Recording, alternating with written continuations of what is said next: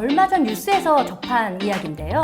국내 30대 기업에서 ESG 위원회를 구성하는 데 있어서 관료 출신이나 교수 출신, 그리고 60대, 특히 남성 위주로 많이 구성이 되었다고 하더라고요. 그래서 우리 사회복지 현장은 어떤가 한번 돌아봤더니 상당히 많은 여성들이 비율을 차지하고 있음에도 불구하고 뭐 대표나 관리자, 그리고 뭔가 영향력을 끼치는 그런 자리들에 남성들이 많이 포진되어 있다는 것을 다시 한번 느낄 수 있었습니다. 아니, 여성들이 이렇게 많은데 여성들이 설 자리는 없는 걸까요? 못 서고 있는 걸까요? 안 서고 있는 걸까요? 그래서 저희가 이런 자리를 마련했습니다. 사회복지 현장에서 왕성하게 활동하시고 많은 영향력을 보여주시는 사회복지인, 특히 여성 사회복지인의 목소리를 들어보고자 합니다. 여성 사회복지인 님의 목소리를 들려줘. 줄여서 여사님. 그게 프로그램 명이에요? 네, 깜빡하죠? 네, 근데 딱 듣다 보니까 그런 거 있잖아요. 무한도전 뭐 이렇게 하고 1박 2일 뭐 하는 것처럼 네? 우리도 뭔가 이렇게 시그니처 모션을 만들어 보면 어떨까요? 네? 뭐라고요? 그냥 여사님 하면 밋밋하잖아. 어허. 예를 들면 뭐 이런 거 뭐 좀 도도하게 여사님 뭐 이런 것들. 너무 이상한데? 아니, 할 수 있어요. 너무 이상해요. 언니를 따라해 보세요. 자, 아니에요. 자, 이렇게 한번 괜찮아요. 이렇게 한번. 아니에요, 괜찮아요. 하나, 둘, 셋. 여사님. 여러분, 여사님. 저희와 이제 함께 하실 건데요. 그럼 저는 박여사, 여기는? 송여사. 네. 근데 우리 둘만 얘기하나요? 아니요, 그럴 수 없죠.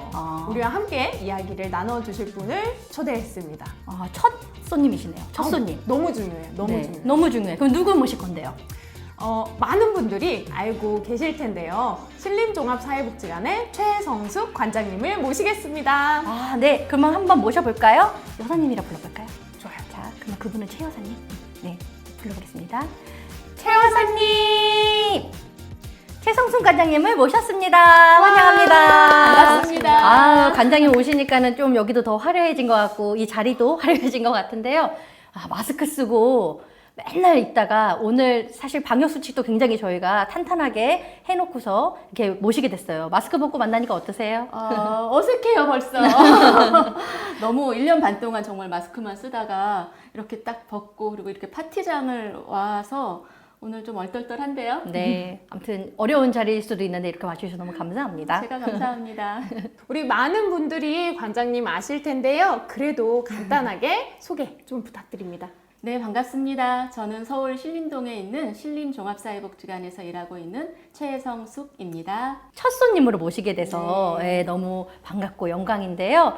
많이 떨리고 부담되고 그리고 이런 일이 처음인 것 같죠. 우리가 이렇게 여성 사회복지사들이 일로서는 뭔가 이렇게 연대를 해본 경험이 있는데 이렇게 좀 우리끼리의 진솔한 이야기들을 따로 나누는 기획은 처음인 것 같아요. 근데 또 첫 손님이라 그래서 엄청 떨고 있습니다. 현장에 이런 프로그램이 조금 필요하다고 생각하셨는지. 많이 필요하죠. 왜냐하면 휴일날 여성들이 활동하는 게 아직까지도 쉽지 않고 이제 그러다 보니까 이렇게 남성들 남자 여자 이렇게 구분을 하면 안 되겠지만 그래도 정말 좀 이렇게 우리 여성들이 훨씬 더 많은 이 사회복지계에서 좀 이런 진솔한 이야기들을 할 수 있는 이런 기회는 필요한 것 같아요. 저희가 오늘 프로그램이 또 여사님이다 보니까 저희가 호칭을 좀 네. 여사님으로 좀 통일을 해볼까 해요. 네. 괜찮으시죠, 최 여사님? 네, 좋습니다. 네네네. 저희도 박여사,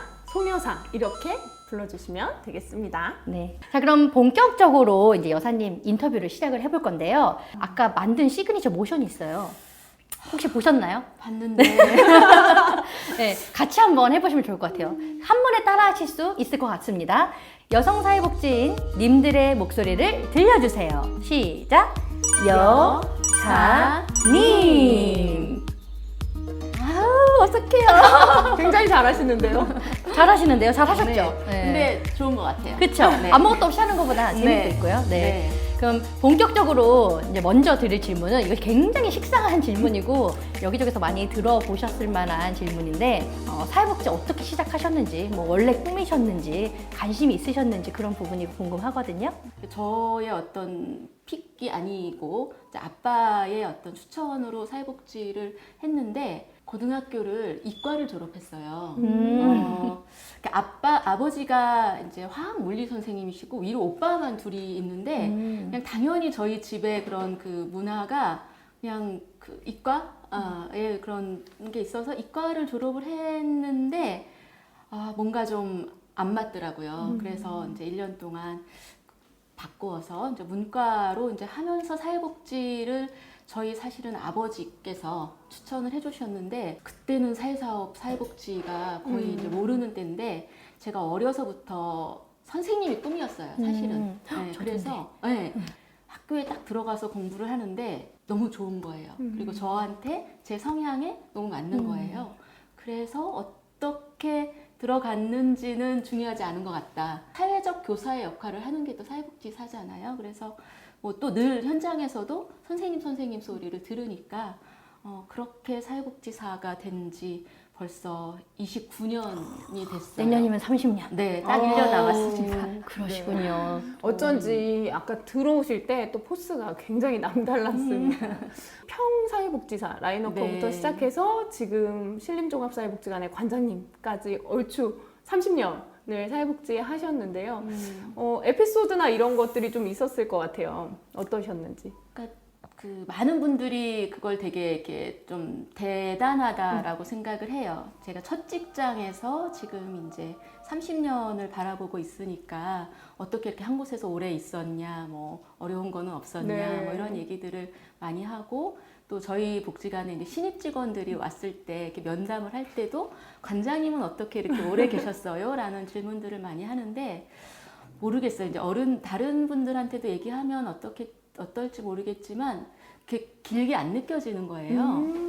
하나의 그 조직에서 하나의 어떤 그 과정으로 쭉 간 게 아니라 달동네에서 이제 무료 진료 사업을 시작하면서 법인에서 직접 운영을 하는 정말 이렇게 민간 운영 복지관이었다가 중간에 이제 구립복지관으로 건물이 지어지면서 전환을 해서 제가 실제로의 연속성은 이제 29년이지만 앞에 한 8년에 또 그 필드가 좀 다르게 느껴지고 또 그 이후에 구립복지관의 또 이 환경이 좀 다르게 느껴지고 그리고 또 중간에 뭐 여러 가지 말도 못하는 또 에피소드들이 있긴 있어요. 그러니까 이게 10년, 20년, 30년이 언제 그렇게 지나갔는지 모르게 후딱 지나간 것 같고 어려울 때 도망 안 가려고 버티고 또 좋을 때 잘할 때는 잘 되니까 또 일할 수 있고 이게 계속 그렇게 갔던 것 같아요. 30년을 훌쩍 넘기실 수 있는 비법이 다른 게 아니라 이런 긍정적인 마인드가 좀 있으신 것 같아요. 그러면 나는 사회복지사로 이런 강점이 있는 것 같아. 나는 이래서 이렇게까지 할 수 있었던 것 같아. 뭐 이런 생각이 있으시다면요? 제가 사람을 좋아한다. 그리고 같이 누군가와 함께 할 때에 제가 보람을 느낀다라고 하는 기본적인 제 성향이 좀 있고 분석하고 또 뭐 이렇게 체계를 잡고 하는 부분들과 제가 이제 ESFJ예요. 그러니까 되게 저랑 똑같아요. 네, 되게 외향적이기도 하면서 되게 이제 사람들에 대한 어떤 관찰이라든지 또 좀 이렇게 배려라든지 뭐 이런 부분들이 좀 있는 것 같아요. 그러다 보니까 되게 이제 좀 관계성이라든지 좀 진정성이라든지 또 이제 사회복지사로서의 또 어떤 전문적인 부분들을 하는 것들 뭐 이 두 가지에 대해서 좀 노력하기도 하고 또 제가 그걸 어려워하지 않는다. 사람이 좋다라고 하는 말씀이 인상 깊은데요. 그래도 정말 긴 시간 동안 사회복지를 하시면서 뭔가 나에게 힘들고 어려울 때 응원해주고 지지해 주었던 슈퍼바이저 같은 분이 계실까요? 두 분의 관장님을 만났는데 이제 첫 번째 모셨던 관장님은 돌아가셨고요.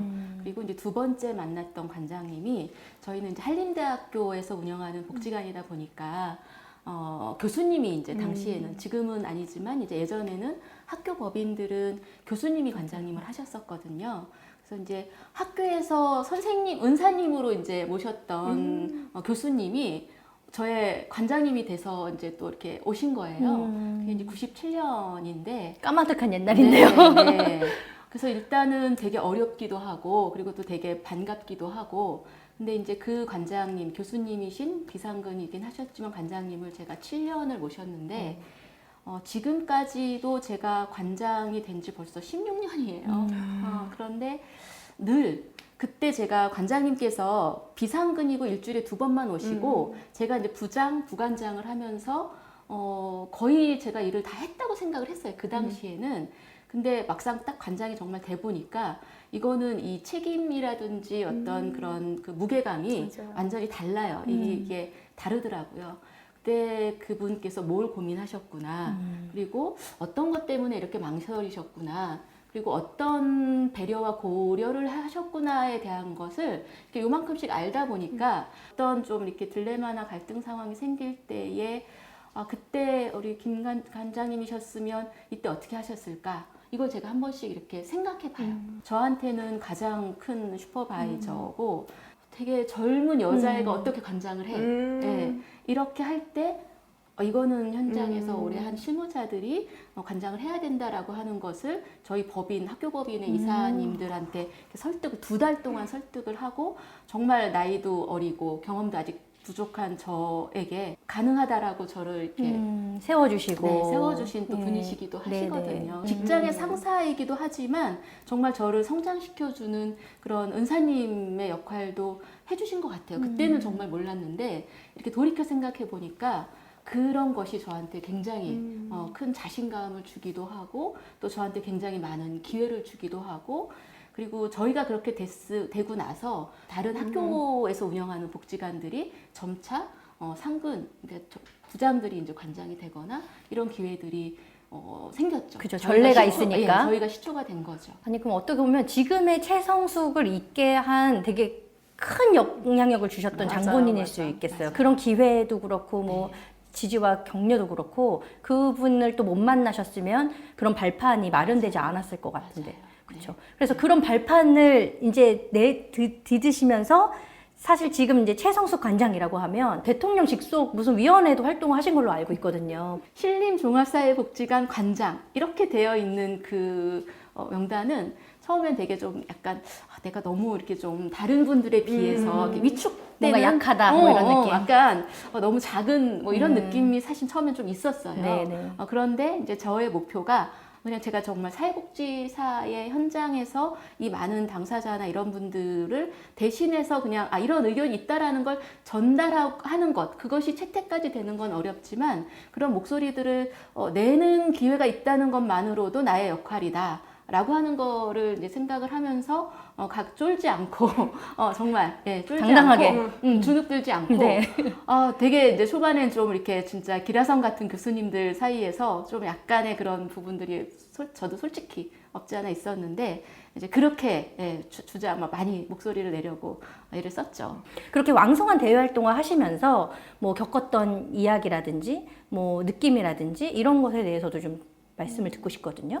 제가 2005년에 관장이 됐거든요. 처음으로 학교법인에서 모든 게 다 이렇게 최초 뭐 이런 수식어가 많이 붙는데 서울시의 복지관, 사회복지관이 98개거든요. 거의 100개 정도 되는 사회복지관에 여성 관장이 20명이 안 됐었어요. 예. 그러니까 사회복지사의 한 7, 80%가 여성인데 여성의 리더들은 사실은 이제 많이 미비한 없었고, 거죠. 예. 그러다 보니까 네트워크이라든지 어떤 정보의 경험이라든지가 많이 부족했던 시기였는데 그때의 여성 관장님들 한 16명, 17명, 지금 40명이에요. 그러니까 굉장히 많이 많아요. 발전했네요. 네. 그래도 그래서 모자라네요. 그래도 절반은 안 되긴 해요. 네네. 네, 절반은 안 되지만 한 15년 정도 사이에 2배가 넘는 이제 여성 관장들이 되고 또 저희 사회복지관협회도 여성 회장은 제가 또 처음이었거든요. 최초가 좀 많이 네, 부족했어요. 네, 수식어가. 그래서 제가 네. 13대 회장이더라고요. 그러니까 13대, 14대 회장을 했는데 그러니까 13번째 만에 처음이었고 그러니까 서울시 사회복지관협회 그 회장 하시면서도 굉장히 왕성한 활동 제가 인천에 있었지만 항상 보고 있었거든요. 근데 어떤 마음으로 내가 관협회 회장 되겠어 뭐 이런 생각 하셨는지 궁금해요. 뭐 저희 복지관뿐만이 아니라 조금 저희가 일하고 있는 같은 현장에서 필요한 일들을 좀 같이 해보면 좋겠다. 그리고 좀 이렇게 뒤에서나 아니면 옆에서 이렇게 목소리를 내고 이렇게 요구를 하는 그런 입장들보다는 그래도 또 그런 것들을 좀 같이 이렇게 좀 앞에서 누군가는 해야 되는 역할들이니까 사실은 어렵죠. 이게 비상근이기도 하고 또 기관 일을 하면서 협회까지 하는 것들은 굉장히 어려운데 또 누군가는 해야 되기도 하고 또 당시에 그런 좀 변화가 필요한 또 이런 얘기들도 또 많이 있고, 사실은 저도 다른 분들이 이렇게 하고 제가 옆에서 이렇게 도움 주는 역할을 하겠다라고 굉장히 많이 이렇게 뒤로 좀 발을 뺐던 상황이기는 했었어요. 그래도 또 많은 좀 동료분들이 함께 하자, 함께 하겠다라고 또 이제 마음을 모아 주셔서 그렇게 하게 됐죠. 네. 그러니까 그런 활동들 어떻게 보면 자연스럽게 뭐 복지관을 대표하는 어떤 자리에 가시게 된다라든지 아까 뭐 대통령 직속으로 있는 위원회 같은 활동까지도 이어지셨던 것 같거든요. 맞아요. 그러니까 저는 이제 서울시 사회복지관 협회장을 하기 전에 이미 관장이 되자마자 그 15년 전에 이제 서울시 사회복지사 협회의 부회장을 2번을 연임을 했어요. 그래서 이제 6년 동안 이제 서사협 활동도 이제 아주 오래 전에 초창기에 이제 했었는데, 협회 직원들은 몇 명 안 되고 또 변화라든지 일들은 많이 하고, 그래서 이제 뭐 이렇게 운영위원이라든지 또는 부회장들이 거의 이렇게 실무를 같이 주관을 하면서 했던 시절인데, 이제 그것이 끝나면서 또 자연스럽게 이제 복지관 협회 회장을 하게 됐잖아요. 근데 그러면서 정말 이렇게 뭐 좀 많이 이렇게 모습이 이제 드러나니까 자꾸 활동하는 모습이 대표적인 인물들로만 이렇게 되시는 거니까 워낙에 이제 좀 안 보이니까 다른 사람들이 아직 안 보이는 시절이었기 때문이고, 만약에 지금 같으면 좀 많이 다를 거예요. 우리 지금 박 여사님, 송 여사님 이런 분들이 많이 계시니까. 제가 대통령 직속 그 정책기획위원회라고 하는 곳을 이제 발탁이 됐을 때에도 사실은 그때는 이제 여성 지분으로 들어가게 된 거예요. 여자였기 때문에, 그리고 관장이 될 때도 여자였기 때문에 뭔가 이제 이렇게 하나의 그 장애물이 있고 한번 이거를 이렇게 넘어야지 요 자리까지 왔던 게 있었다라 그러면, 최근에 이제 제가 대통령 직속위원회의 경우에는 대부분 교수님들이 대부분이고, 현장 출신은 제가 유일했었어요, 이번에도. 근데 그런 것들이 뭐 어찌 보면 제가 잘나서가 아니라 제가 어떻게 그때그때에 이제 필요한 순간에 여성인 사회복지인으로서 활동을 할 기회가 있었고, 그런 모습들이 이렇게 자연스럽게 많이 이렇게 노출이 되고, 그 활동을 하는 내내 복지 쪽은 그나마 이제 여성 위원들이 좀 많은데, 다른 영역에서는 여성 위원 채우는 게 너무 어렵다라는 얘기를 많이 들었어요. 한 번은 정말 중요한 국가 정책의 어떤 토론회인데, 발제자 5명의 토론자까지 해서 총 17명이 이제 그 하루 종일 하는 그 패널에 사회 보는 사람, 발표하는 사람, 그리고 이제 이 토론하는 사람들까지 다 해서 17분이 이제 쭉 명단이 있는 거예요. 여자가 한 명도 없는 거예요. 학회도 그렇고, 우리가 이제 뭔가 이렇게 중요한 어떤 의사결정을 하거나 어떤 중요한 역할을 하는 자리들에서 이렇게 앞에 요 시간만이 아니잖아요. 이걸 위해서 준비해야 되는 시간이 필요하고, 또 이걸 끝나고 나서 뭐 뒷풀이를 하던 마무리를 하던 시간까지가 다 필요한데, 사실은 이제 꼭 사회복지계뿐만이 아니라 아직 한국의 어떤 정서나 이런 것들이 육아라든지 뭐 이런 가정의 어떤 책임들까지가 여성들의 몫이니까, 대부분은 아이 때문에 빨리 가야 되고, 또 이런 토론회가 끝나도 집에 빨리 가야 되고, 어린이집에서도 뭐 아이들이 무슨 일이 있으면은 엄마 아빠가 다 있어도 엄마한테 전화하고, 뭐 이런 환경들이다 보니까 그 경험을 이렇게 축적해서 쌓아서 네트워크를 하거나 관계를 맺거나, 또 충분하게 어떤 그런 그 경험 부족하니까 이렇게 위원회가 또 구성이 됐을 때에 그 할당량으로 들어와도 또 이제 이런 그 참여하는 거에서 여성, 남성을 구분하지 않더라도 좀 남성분들하고 여성분들하고 경험의 차이가 조금씩 나타나는 부분들이 아직은 있어요. 그러니까 물론 사회복지계뿐만 아니라 다른 영역에서도 마찬가지지만, 여성이기 때문에 좀 차별당했거나 뭐 불쾌했거나 뭐 이런 경험이 있으실까요? 우리 최 여사님도? 있죠. 저도 여자였고, 지금 많이 좋아졌다 해도 지금도 그런 걸 느끼는데, 이제 예전에는 더 심했죠. 그래서 뭐 그러니까 정말 여자가 아니면 요구받지 않아도 되는 상황들. 그러니까 같이 공적으로 일을 하고 회의를 끝나고, 그리고 뭐 이렇게 식사를 하거나, 또는 뭐 이렇게 지금은 별로 그런 문화가 많이 좀 줄어들긴 했지만, 노래방, 뭐 2차 반드시 뭐 이렇게 노래방 가고 뭐 이런 시절이 있었잖아요. 네네. 이제 그럴 때도 그냥 제가 다른 사람들한테 요구받지 않는 여자이기 때문에 이래야 돼. 라고 이제 자연스럽게 요구받아지는 상황들 있었고요. 조금 구체적으로 여쭤봐도 될까요? 뭐 이렇게 스킨십을 한다든지, 아무렇지 않게. 손을 뭐 같이 뭐 잡고서는 뭐 이렇게 마이크를 같이 잡는다든지, 아니면은 이렇게 다른 날 다른 약속을 좀 하자라고 뭐 한다든지, 분명히 이제 일적으로 만났는데 같이 모인 사람들 중에 다른 남자들하고는 따로 만나자는 얘기를 안 하는데 이제 저한테는 이제 그런 얘기를 한다든지 많았어요.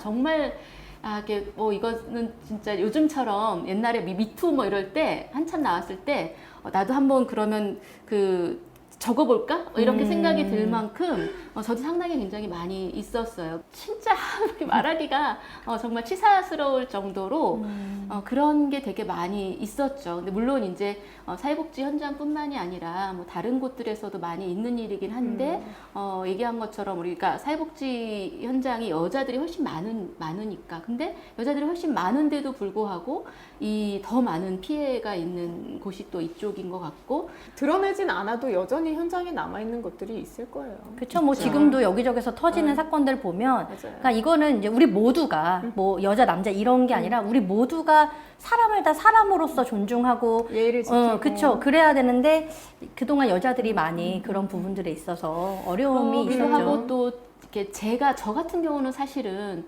이제 아까 이제 초반에 소개한 것처럼 되게 운이 럭키한 케이스예요. 너무나 유능한데 육아 때문에 여기 지금 두 아이 키우고 네. 한 아이 네, 키우시잖아요.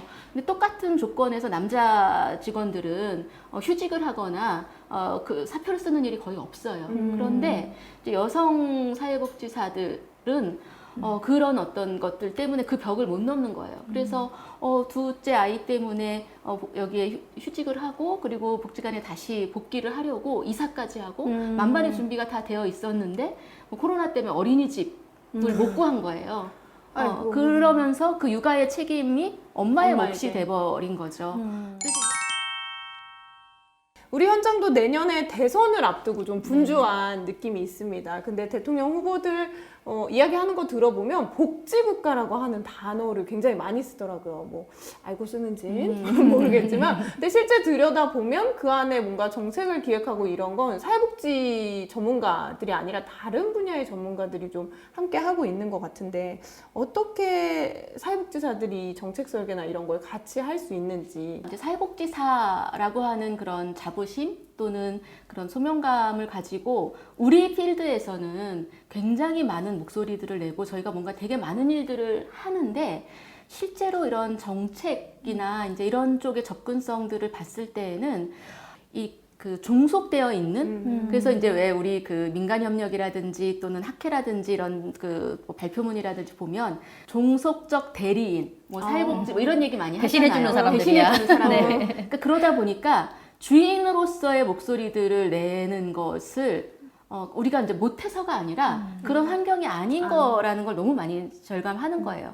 왜냐하면 정부의 보조금, 법의 어떤 울타리, 그리고 평가라든지 뭐 지도 감독의 어떤 울타리 안에서 저희가 이제 일을 하는 시스템이잖아요. 네. 그러니까 그 시스템 안에서 그걸 벗어나서 말하거나 생각하거나 하는 것들이 자연스럽게 이렇게 통제가 되어 있다 보니까 실제로 저희들이 과감하게 이렇게 하면 되지 않겠느냐, 아니면 이거는 과감하게 어때야 된다라고 하는 것들이 정말 되게 좀 생각들이 못 미치는 부분들도 배제되기도 있고, 하고요. 예, 배제되기도 네. 하고, 얼마 전에 뭐 사회복지사협회에서 다큐 뭐 이제 이런 사회복지사 3일 뭐 이런 것들을 해보려고 기획을 했다가 무산된 적이 있어요. 그때도 사람들이 보고 싶어하는 사회복지사의 모습은 클라이언트, 아까 이용자들 옆에서 헌신적으로 그분들에게 서비스하고. 서비스를 직접 주는 모습들은 그려지는데, 우리가 밖에 나가서 토론하고 밖에 나가서 공무원들하고 같이 회의하고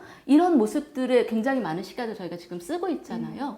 근데 그 모습들은 안 담기는 거예요. 그러다 보니까 그림이 안 나온다고 한 달을 넘게 이렇게 기획을 하다가 포기한 적이 있어요. 국민들이라든지 아니면 정책을 하는 그런 전문가라든지 이런 사람들이 보여지는 저희들의 모습은 되게 착하고 좋은 일들을 하고 그리고 이제 순응하고 이런 것들로 보고 제도의 변화라든지 또는 어떤 정책적인 어떤 요구라든지 이런 부분들은 그 위에 있는, 그러니까 약간 이제 위아래가 되어 있는 거죠. 현장과 또 이 정책과의 괴리에 대한 이야기를 많이 하고 또 탁상행정이라는 얘기 많이 하고 그리고 또 그거를 좁히기 위해서 정책을 하는 사람들이라든지 또 공무원들도 그래서 현장에 와서 또 보려고 하는 시도들 또는 뭐 민관 협력 뭐 이런 것들이 이제 어쨌든 제도적으로 이게 필요하다라는 걸 알기 때문에 그런 구조를 많이 마련해 놓은 것은 사실이나 여전히 이제 그 자리에 당사자의 목소리를 반영을 한다든지 또는 이렇게 현장에서 일을 하는 어떤 체감도를 가지고 이야기하는 것은 절대적으로 아직까지는 좀 많이 이렇게 차이가 있기 때문에 그러니까 복지국가로 가는 데 있어서 어떤 정책을 세우고 하는데 이런 현장성을 담아낸 사람들, 현장성을 너무 잘 알고 있는 사람들이 직접적으로 참여해서 그런 의제들을 만들어내고 정책 제안하고 해야 되는데 정말 지금은 보면 뭐 경제학자, 사회학자, 정말 사회복지학도 내지는 사회복지, 차라리 사회복지학 교수님이라도 있으면 반가운데 그러지 못한 현실이 너무 좀 안타깝고 앞으로 그러니까 어떻게 보면 우리 그 사회복지인들이 해 나가야 될 역할 중에 하나가 그런 것들을 되게 적극적으로 할 수 있는 그러니까 여건도 만들어줘야 되고 우리 스스로도 깨치고 나가야 되는 부분인 것 같아요. 그래서 영향력을 좀 더 깊게 미친다든지 아니면 결정할 수 있는 권한이 있는 조금 더 큰 무대에 대한 생각이 있으신지 좀 궁금해요. 저요? 네. 솔직히 말씀해보세요. 혹시 다음 계획이 있으시다면. 근데 뭐 여태까지 저나 뭐 다른 분들도 마찬가지겠지만 제가 뭘 생각하고 계획해서 왔던 적은 없던 것 같아요. 우리 안에서의 이제 공감대도 많이 필요한 것 같아요. 그래서 이제 사회복지 영역이 굉장히 이렇게 다양하잖아요. 이 부분들에 대한 뭐 우선순위라든지 서로 정책에 대한 공감이라든지 또 이 분야에 서로 간의 이해들이 이제 많이 부족하다 보니까 그때의 그 자리에 누가 있느냐가 굉장히 많은 큰 영향을 미치더라고요. 그래서 우리끼리 어떤 그 좀 상호 간의 이해 그리고 뭐 연대. 아까도 계속 연대. 맞아요. 정말 이게 연대 너무너무 진짜 중요한 네, 건데요. 그래서 네. 이게 너무나 저는 그게 너무 선결되어야 되고 그 노력들을 지금 이제 우리가 이렇게 좀 그래도 이렇게 할 수 있는 여건에 있는 사람들이 더 많이 해야 된다라는 생각을 하고 있어요. 네. 아, 네. 그러면 이런 생각을 갖고 계신 우리 최 여사님께서는 이후에 더 큰 무대에 대한 직접적인 어떤 계획은 없지만 내가 뭔가 그런 여건이나 필요나 그런 역할이 필요하면 언제든지 나서겠다라는 약간 그런 느낌을 제가 스물스물 느끼는데 저도 비슷했어요. 숙명으로 맡겨지면 뭐라도 한번 해보시겠다 이런 거절은 안 하겠다. 네, 거절은 안 하겠다. 맞으신가요? 그때 가봐야 알 것 같습니다. 네, 알겠습니다. 여기까지 답변 듣도록 하겠습니다. 앞에서 너무 진지한 얘기를 많이 해서 이제 조금 가볍게 가보도록 하겠습니다. 최 여사님, 네. 좌우명이 어떻게 되시나요? 사실은 이렇게 좌우명을 바로 이렇게 하지 않는데 제가 이게 있어요. 그 제 프로필에 오랫동안 이제 이렇게 대본에다가 해놓은 게 그 여정이 보상이다. 뭐 다른 곳에서 이렇게 유명한 명언이긴 한데 어떤 그 결과를 바라거나 또 어떤 그 의도를 가지고 뭘 하면 그게 안 됐을 때 너무 많이 힘들잖아요. 남들보다 훨씬 더 많은 시간과 노력들이 있었던 것도 사실이잖아요. 이제 그래서 그때마다 내가 이렇게까지 해야 돼? 내지는 되게 억울하죠. 또 내가 이렇게 열심히 나는 이런 의도를 가지고 이렇게 했는데 드러나면 사람들한테 이렇게 노출이 되면 생각과 다르게 비판도 많이 받기도 하고 또 어려운 상황에 이렇게 처하기도 하는데 이제 그럴 때에 이제 제가 저를 이렇게 하는 그런 붙잡을 수 있는 것들이 그런 과정 안에서 저 스스로가 또 얻는 것이 있으니까 그래서 그 여정이 바로 보상이다. 멋있네요. 여정이 것을 보상이다. 여정이 네, 보상이다. 생각을 하고 있죠. 멋있습니다. 제가 궁금한 건 그럼 어떻게 충전하시고 그 시간을 어떻게 보내시는지. 근데 은근 잘 쉬어요. 아, 그래요? 네. 그러니까 네? 사실은 네? 요즘에 많이 이렇게 보여지잖아요. 그 뭐 여러 SNS를 SNS. 통해서 노는 건 잘 안 올려서 그래요. 아, 아, 영화 지금은 이제 극장 잘 못 가는데 영화 신작 나온 거 거의 다 봤어요.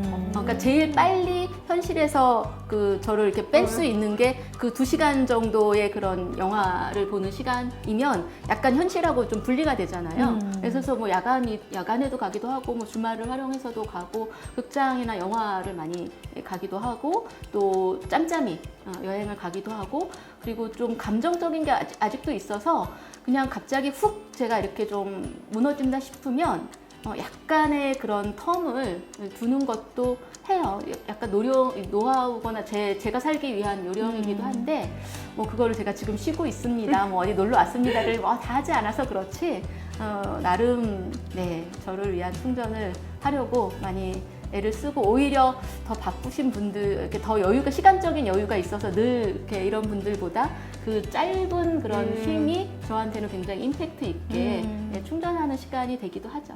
자, 이쯤 되면 저희가 나름 야심차게 기획한 코너 속의 코너가 있는데요. 이름하여 여사의 거리, 걱정거리. 자랑거리. 그거리. 네네. 아, 마음껏 자랑하셔도 되고, 그거리. 마음껏 근심에 대해서 이야기하셔도 되고. 지금까지 다 자랑한 거 아니에요? 아유, 약합니다. 약해요. 지금까지 다 자랑만 한 것 같아서 네, 어떨지는 모르겠는데 글쎄요. 뭐 자랑거리는 그래도 제가 하고 싶은 일을 되게 많이 할 수 있었다. 했다. 그리고 최초, 처음 이런 길을 냈다.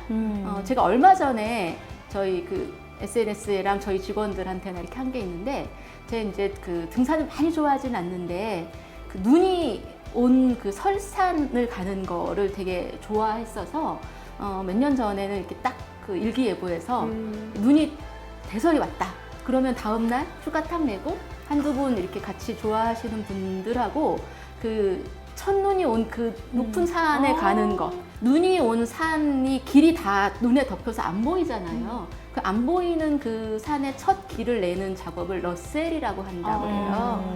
러셀이라고 하는 건 눈 온 첫 길을 누군가가 내주면 그 길을 따라서 누군가가 가는 거잖아요. 근데 그 첫 길을 별로 이렇게 큰 실패보다는 그래도 이렇게 무난하고 잘 냈다. 그 전에 뭐냐면 평가를 하던 사회복지 공동모금의 프로포저를 하던 그 성과가 얼마나 우수했느냐를 가지고 평가를 하는 거예요. 근데 여기에 사회복지사의 기여도가 안 보이는 거죠. 사회복지사들이 어떤 노력을 했는지를 보는 그게 없더라고요. 그래서 실천 사례라고 했을 때에 그걸 보는 것을 그때 당시 2007년도인가를 기획을 했고 지금은 이제 쭉 변화가 되면서 감동 사례로 지금도 있어요. 그래서 그 첫 길을 하나 냈던 것.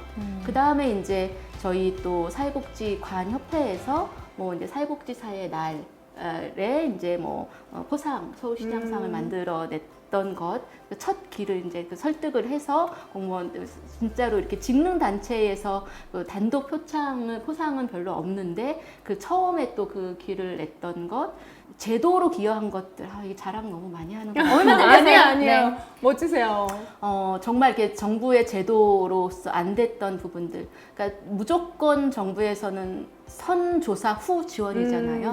근데 우리 현장은 먼저 지원해주고 나중에 조사해야 되는 경우들도 되게 많아요. 예. 그래서 그 부분들을 저희 기관의 이제 SOS 기금회라고 하는 것을 2000년도부터 2005년까지 저희의 기금으로 무조건 어려운 상황이 확인되면 사회복지사가 현장에 가서 보고 24시간 내에 100만 원까지는 무조건 지원한다. 그래서 수술 입원이 필요하거나 또는 학비를 못 냈거나 아니면 정말 뭐 비가 떨어지거나 아니면 고시원에서 쫓겨날 위기가 있거나 해서 먼저 주고 그리고 나서 조사하는 저희가 이제 그걸 지역에서 한 5년을 하고 이러면서 2005년 5년 만에 긴급복지지원제도 지금 있는 맞아요. 그게 저희 복지관에 저희가 기획했던 것이고 그런 새로운 사실을 알게 됐네요. 네, 너무 그리고 멋진데요? 또 있어요. 또 있어요? 또 좀 있어요? 짧게 좀 말씀해 주시면 짧게. 교육복지. IMF 때 결식아동들이 생겨서 막 사회적으로 화두가 됐는데 그때에 아이들이 학교에 안 가는 방학 동안에 애들한테 쿠폰을 주잖아요. 그 쿠폰 가지고 식당 가서 먹기 창피하잖아요. 대박. 네, 그래서 저희가 프로그램을 만들고 그래서 프로그램에 참여하는 아이들한테 밥을 주고 어쨌든 이게 그 민간이기도 하고 현장의 아이들하고 같이 호흡하는 사회복지사들이기 때문에 가능한 그 기획인데 2004년, 2005년에 교육복지 투자 우선 지역 지원 사업 그때는 교복투, 지금 교육복지 사업 이런 쪽에 이제 모델이 돼서 이제 이런 어떤 그 절차나 또는 그 방식이나 이런 것들이 채택이 된 것들도 뭐 다른 사람이 알아주지는 않지만 저희가 또는 제가 일을 하면서 이런 것들을 기여했다. 그래서 어쨌든 뭐 첫 끼를 좀 내는 일들에 서 좀 의미 있는 것들에 뭘 했다? 그러면 요즘 걱정거리는 어떤 게 좀 있으세요? 고민거리? 걱정거리? 그때그때 다르긴 할 텐데 지금 지금은 이제 최근에 이게 너무 많이 바뀌잖아요. 네, 그래서 제가 많이 소통도 하고 또 같은 뭐 여성 사회복지사 공감도 하고 하지만 저 역시 이렇게 기성세대가 되어 있고 그 현장의 후배들과의 이제 이런 것들 보면 여러 가지 SNS도 그렇고 또 이제 뭐 인권이니 그다음에 뭐 차별이니 뭐 이런 얘기들처럼 좀 이렇게 조직 문화 안에서도 좀 그런 갈등들이 많이 생기잖아요. 그러니까 그동안의 경험에서는 너무나 제가 그래도 노력해왔고 또 그런 부분들을 저희 후배들이나 동료들이 잘 이렇게 이해해주고 제가 그렇다라고 했는데 점점 이렇게 그런 확신들이 없어지는 것. 그러니까 이게 나의 의도가 이게 정말 한 몇 년 전하고 지금하고 너무 다른 것 같아요. 그래서 좀 자신감이 없어지는 것, 너무 위축되는 것. 최근 한 1, 2년 사이에서는 말을 하려고 하다가도 또는 뭘 해보자고 제안을 하고 싶어도 무서워. 되게 맞아요. 그런 마음이 드니까 재미가 없어진다고 하나 약간 이렇게 그런 주눅이 스스로 자꾸 이렇게 주눅 드는 것. 맞아요. 그래서 예전에 네 경험을 얘기하지 말고 많이 들어줘라. 네, 알아요. 네, 아는데 근데 또 때로는 저의 경험이나 이런 것들을 그럼요. 통해서 같이 또 성장해야 되는 게 있는데 이거를 어디까지 얘기해도 되는지 어떤 거는 얘기하면 안 되는지 사실 그게 제일 좀 갈등이 많이 있고 그게 제일 좀 요즘에 마음에 어려운 점인 것 같아요. 사실 서로가 들여다봐 주려고 하고 이해해 주려고 하고 공감하면 가장 아름다운데 맞아. 좀 그런 게 있죠. 우리 얘기만 하는 거.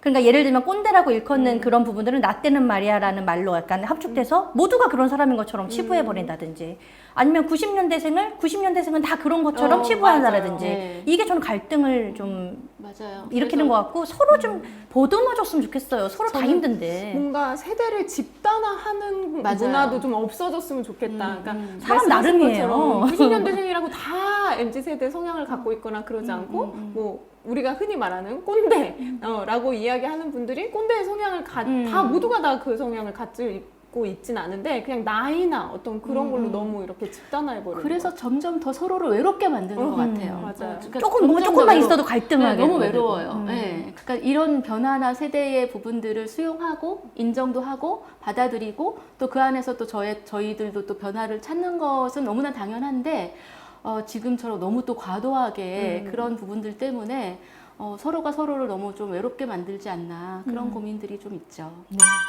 요번에 이제 여사의 거리, 세 번째 여사의 거리인데, 요번에는, 여사님에 대한 논란거리는 무엇인가요? 아까 그 워크홀릭이냐라고 하는 것은 이제 얘기가 된 것 같고요. 저 네. 나름 잘 즐기고 있습니다. 네네네. 얘기된 것 같고, 일적으로는 사실은 제가 이제 아무래도 아까 되게 이제 오래 전부터 어딘가를 대표하는 역할들을 하고 또 그런 정책적인 그런 그 제안이나 의사결정하는 곳과의 어떤 소통들이 많다 보니까 그걸로 이렇게 이루어진 그런 뭐 성과나 업적도 굉장히 많지만 또 반대로 우리를 대변해야 되는데 왜 공무원을 대변하냐?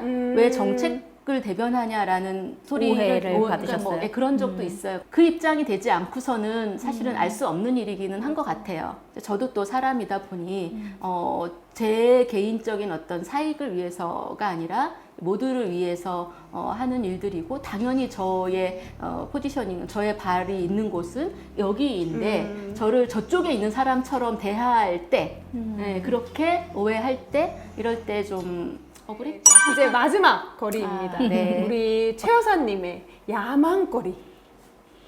엄청 궁금해요. 야망, 이 지금 이제 그 50이 훌쩍 넘어서 야망을 가져야 되는, 야망이라고 표현하기는 좀 그렇고, 좀 희망사항이라고 하면 그러니까 마무리한다 그러면 또 저보다 훨씬 선배님들이 많으시긴 한데, 제가 어쨌든 한 지역에서, 한 조직에서 굉장히 오랫동안 이제 일을 해 왔는데, 늘 그런 고민은 들어요. 언제 어떻게 잘 이렇게 물러나야 되는 건가. 그렇다고 제가 이제 65세 정년퇴임까지 하려면 완전히 너무, 그거는 저는 아니라고 생각을 하기 때문에 어떤 적절한 때에 저의 어떤 다른 기회를 가져서 좀 잘 후배들한테 또 이 현장을 잘 이렇게 할 수 있도록 해주는 기회를 가져야 되는데, 그 고민을 항상 하면서, 또 야망이라고 하는 것은 야망이 아니라 희망사항은 지금 뭐 짧은 시간이지만 제가 이렇게 쭉 한 30년 동안의 활동들을 우리 양쪽의 여사님들하고 이렇게 소통을 했는데, 이런 것들을 좀 잘 기록으로 남기는 것. 제가 그동안에 이제 거기에서 여러 이런 경험들이 분명히 누군가에게는 또 이렇게 도움이 되는 뭔가가 있을 텐데, 이거에 이제 좀 시간을 쓸 수 있는 기회가 없었어요. 너무나 시간이 없었기도 하고. 달려오느라고. 네. 그런 게 없어서 떠나기 전에나 아니면 조금 더 늦어지기 전에 좀 잘 기록으로 남기는 것들을 좀 해야겠다라는 게 지금 저의 좀 뭐 버킷리스트 중에 하나. 그 일부분을 지금 저희가 야망을 채워드리고 그렇죠. 있네요. 이거 기록에 남으면 그쵸? 이제 또 이것도 하나의 꼭 뭐 책으로만 내는 것이 그럼요. 기록이 아니라 이것도 하나의 기록이 될 것 같아요. 네. 최 여사님, 오늘 정말 긴 시간 동안 이런저런 이야기 솔직하게 들려주셨는데요. 끝으로 소감 한 말씀 해주신다면. 소감이요?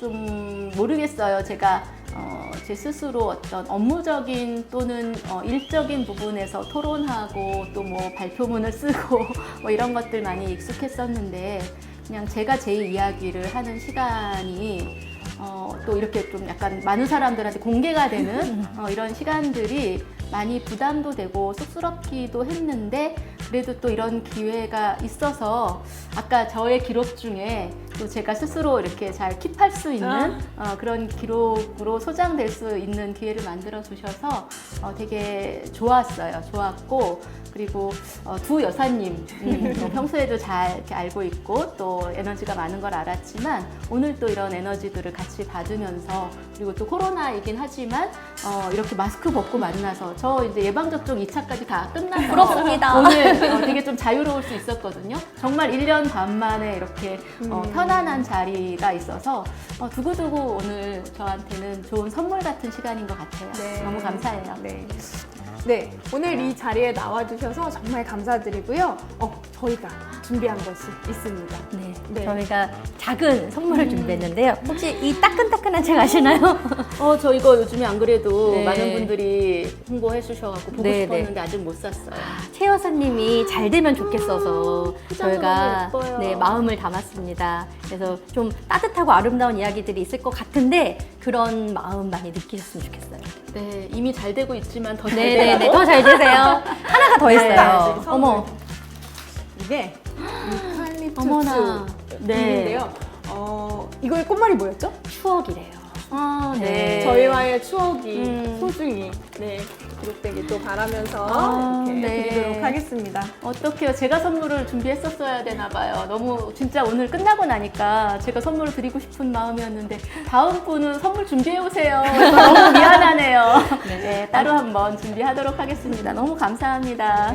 함께 해주셔서 감사드리고, 우리 보시는 분들도 그 자리에서 박수 쳐주실 거라고 생각합니다. 네. 오늘 여사님 첫 시간 최성숙 관장님과 해보았습니다.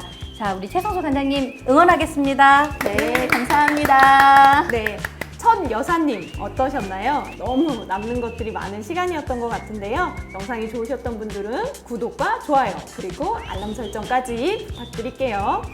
다음 여사님도 많이 기대해 주세요. 자, 시그널을 외치면서 오늘 여사님 끝내보도록 하겠습니다. 여성사회복지님들의 목소리를 들려주세요. 여사님! 근데 의사들은 눈에 보이게 정말 이렇게 메스를 들고 수술을 해서 사람의 목숨을 살리지만 사회복지사들은 그 순간에 그 위기 개입을 하고 그 순간에 그 사람의 삶의 울타리를 쳐주면서 그 사람들의 삶을 살려주는 거의 역할을 하거든요. 지켜야 되는 것은 사람 중심이다. 그리고 사람을 살리는 일을 우리가 한다. 그것